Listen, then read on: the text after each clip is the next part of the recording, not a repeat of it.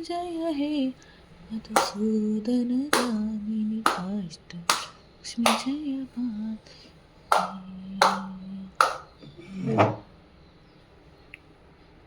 Hello friends, तर हे पहा माझं आधी आज कसं आहे ना, आज मार्गशीर्षचा गुरुवारही आहे आणि आज ना दत्त जयंतीही आहे. तर म्हटलं दत्तांची पूजा इथेच करावी तिथे करण्यापेक्षा, म्हणून मग ठरलं की मग मी थोडंसं इकडे घेतलं. त्याच्यामुळे ही रांगोळी पहा अशी झाली. सुरुवातीला मी ही रांगोळी काढली होती एकच पूजा करायची म्हणून चौरंगाच्या भोवतीने, पण मग नंतर मग मी हा पण चौरंग काढला आणि दत्त पूजेसाठी मग इथं आता करते. आणि मग आता रांगोळी काढून घेते. पहिलं श्री गणेशाय नमः कंपल्सरी काढायचंच असतं. तर पहिल्यांदा श्री गणेशाय नमः. आज मी तुम्हाला मार्गशीर्षाची पूजा दाखवते कशी करतात ते. हे पहा अशा प्रकारे मी आता रांगोळी याच्या भोवतीने काढून घेतली आहे. आता इथं आपण पीस ठेवूया, त्याच्यावरती पूजा करूया छानशी. तर पूजा कशी मांडायची ना तेही मी तुम्हाला दाखवते. आता आपल्याकडे ना दुर्वा नाही आहेत, बाकी सगळं काही आहे. पण आणि अण्णांना मी खालून ना आता 5 पान आणायला सांगते आणि मग सुरुवात करूयात आपण पूजेला. पहा कशी सुंदर अशी पूजा केली, अशी छान म्हणजे सुरुवातच झाली. आणि ही पूजा आहे ना संध्याकाळी मांडतात, पण छान वाटतं की सकाळीच मांडलं की मग संध्याकाळी आपल्याला नैवेद्य वगैरे करायला मग टाईम मिळतो. नाही तर मग खूप गडबड होती. मागच्या वेळेस मी संध्याकाळी मांडली होती, मग खूप अशी गडबड झाली. त्याच्यामुळे मग हे बा पूजा केली अण्णांनी, खूप गडबड झाली. त्याच्यामुळे मग मी आता ठरवले की आज सकाळीच पूजा करून घ्यायची. तर स्टे ट्यून. पहा आता आपण काय करूयात. हे पहा अशा प्रकारे मी आता चौरंगावरती हे अंतरलेलं आहे, मागच्याच वेळेस आहेत गुरुवारचे. आणि असे तांदूळ टाकायचे आणि मग त्याचा असं त्या कलशावरती त्याच्यावरती कलश ठेवून मग आपली पूजा मांडायची आहे. हे पहा किती सुंदर दिसत आहे, तुम्हाला दाखवते मी. पहा किती अगदी मांडायच्या आधीच किती सुंदर दिसत आहे. पहा हे पहा फ्रेंड्स, आता काय करायचं हे पहा मैत्रिणींनो, मी काय केलं आता इथे ना तांदूळ ठेवले, हे सगळं असं टाकून घेतलं वस्त्र वगैरे. आता एक सुपारी घ्यायची, त्याला अशी हळदी कुंकू लावायचं आणि हळदी कुंकू लावायचं. एक नाणं घ्यायचं, एक फूल घ्यायचं. आता दुर्वा पण टाकतात ह्या पाण्यामध्ये. स्वच्छ तांबा कलर जो असतो पाण्याने स्वच्छ घासून घ्यायचा. आता त्यांनी टाकतात, पण झालं काय की माझ्याकडे दुर्वा नाही आहेत, म्हणून मग मी आता असंच करते त्याला. हे पहा आता टाकून घेतलं मी त्याच्यामध्ये. आणि मग काय आता आपलं कलशाला साडी वगैरे घालायची, दागिने घालायचे, नटवायचं, सजवायचं. तर मागच्या वेळेस माझा असा ड्रेस होता, आमच्या आईंनी घरगुती शिवला होता. आणि आता ह्यावेळेस मी आता असं हे करते, हा जो आणला ना नवीन हा घालून घेते. अशा प्रकारे हा असा घालायचा, असा बांधायचा आणि मग दागिने वगैरे चढवायचे. तर मी तुम्हाला दाखवते कसं सजवलं ते नंतर ना. हे पहा फ्रेंड्स, तर आता काय झालं ना, आमच्या अण्णा गेले ते आणायला ड्रेस, साडी आणायला. पण त्यांनी एवढीच आणली. मग माझ्याकडे ही ओढणी होती ना चुनरी, ती मी अशी ॲडजस्ट करून लावलेली आहे. आणि आता हे जे 5 पानं आहेत ना, ते आपण अशा देवीच्या आतमध्ये असं असे लावायचे. आणि आंब्याचं पण डहाळ लावतात त्या पुस्तकामध्ये सांगितल्याप्रमाणे. आता कोणी कोणी 5 फळांची पानं लावतात, पण असं काही उल्लेख मला काही दिसला नाही पूजेच्या ह्याच्यामध्ये कुठे की 5 प्रकारच्या फळांची पानं लावतात वगैरे. आंब्याच्या डहाळीचा उल्लेख आहे, पण 5 प्रकारच्या फळांचा काही उल्लेख त्याच्यामध्ये काही मला, मी ज्या पुस्तकं असते त्याच्यामध्ये नाही आहे. तर करायचं आपलं साधी भोळी जशी आहे पूजा तशी करायची आपली. जसं आपल्याला जमतं तसं करायचं असतं. फार काय हे नाही करायचं, हे नाही ते नाही ते नाही असं नाही करायचं. जे अवेलेबल असतं जे असतं ते करायचं. पहा किती सुंदर दिसते. आणि याच्यामध्ये मग आता कलश असं ठेवायचा. आता ना काही काही जण खूप करतात, देवीला मुखवटा आणतात, कुठं काय करतात. पण मला खरं सांगू, मला नारळाला सजवायला आवडतं, म्हणजे कलशाला. मला ना ते मुखवटा वगैरे आणून ते सजवायचं मला नाही आवडत. जे पारंपरिकरित्याने आपलं जे आलेलं आहे ना तेच करायला मला आवडतं. त्याच्यामुळे मी काय असं फार तामझाम नाही करत की देवीचा मुखवटा वगैरे असं काही करत नाही. मला तसं काही फार आवडत नाही ते करायला. फ्रेंड्स, मी आता असं बसून घेतलेलं आहे.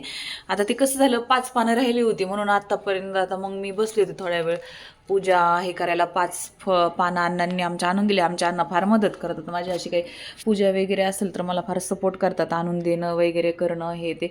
तसं आमच्या सोसायटीमध्ये सगळी पानं वगैरे अवेलेबल असतात, पण मग आणावी लागतात खाली जाऊन. मग त्याच्यामुळे मी काही गेली नव्हती. पण आता अण्णांनी आणलं, आता करते मी, आता पूजा स्टार्ट करते. हे अशा प्रकारे आता हार वगैरे घालते आणि त्याच्यानंतर मग तुम्हाला मी आता दाखवते. तर मी आत्तापर्यंत ना एक अर्धा तास पूजा थांबवली होती अण्णांनी ते आणेपर्यंत आणि करेपर्यंत. आता मी मांडते, लावते आणि तुम्हाला दाखवते.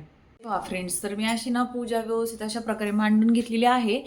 तर असं दिसत आहे. आता हे असं छानपैकी दिसत आहे पहा. वेणी आहे सुंदरपैकी, मस्तपैकी असं आहे. म्हणजे देवीचं रूप असं सजलेलं धजलेलं नटलेलं. इकडं श्री गुरुदेव दत्त आहे, गणपती बाप्पा आता ठेवून घेतलेले आहेत मी. आणि आता समय वगैरे लावते आणि मस्तपैकी पूजा वगैरे करते, ती तुम्हाला दाखवते. हार पण आणलाय आमच्या अण्णांनी मस्तपैकी. हा चांदीचा हार आहे. आमच्या गणपती बाप्पा जेव्हा येतात ना त्यावेळेस त्यांना चांदीचा हार, चांदीचा मोदक, चांदीचा मुखवटा, असं चांदीचं म्हणजे मुकुट वगैरे वरती जे लावतात ते फेटा टाईप असतं ते मुकुट ते आहे. सुंदर असं चांदीचे आता मी 2 समय आपण घेतलेले आहेत देवाला. आमच्या मस्तपैकी सगळ्या गणपती बाप्पांना, देवी माताला, सगळ्यांना आता पूजा करून घेते छानपैकी आणि मग तुमच्यासोबत शेअर करते छान छान.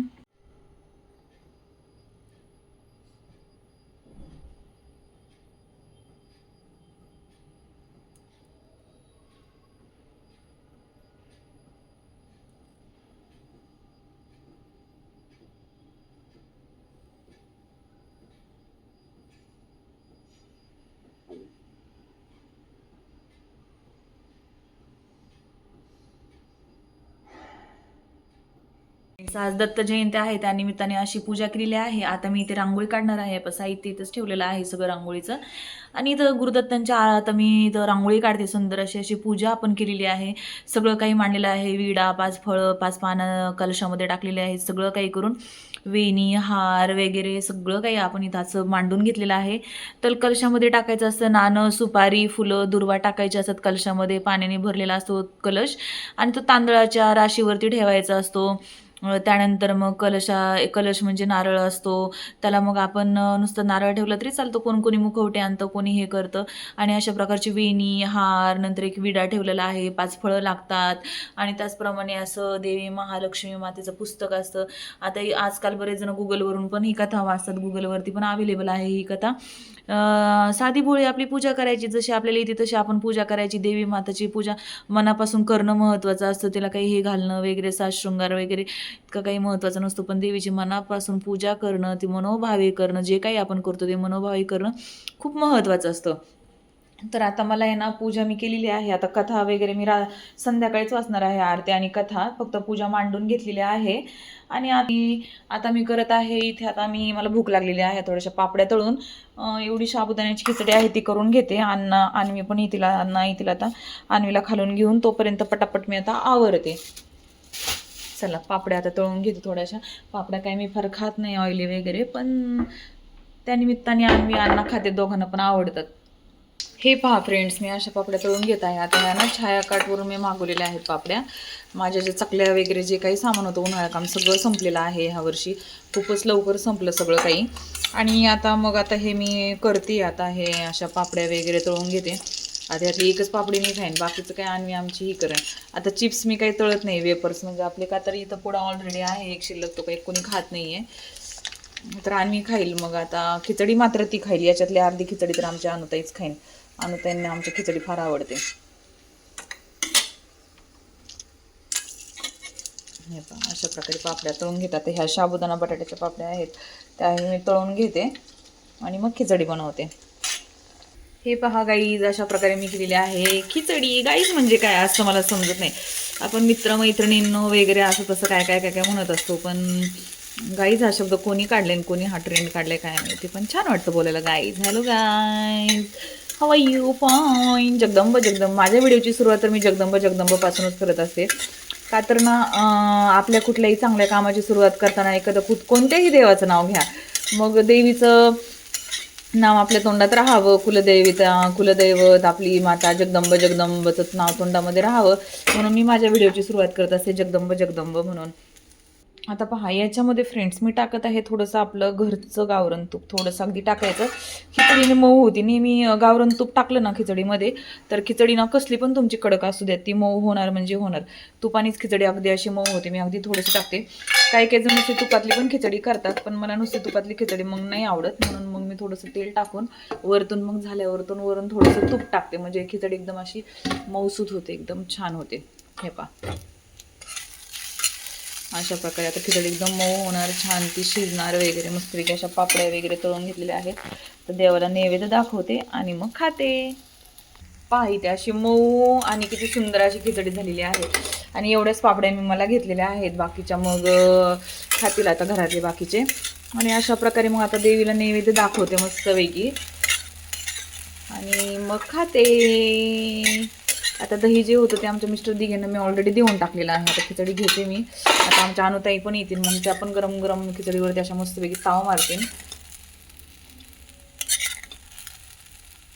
थोडीशीच खिचडी खाते का, तर खिचडी मला फार नाही आवडत. थोडीशीच खाते मी, एवढीच खाते, एवढी आणि मी त्यांना ठेवते.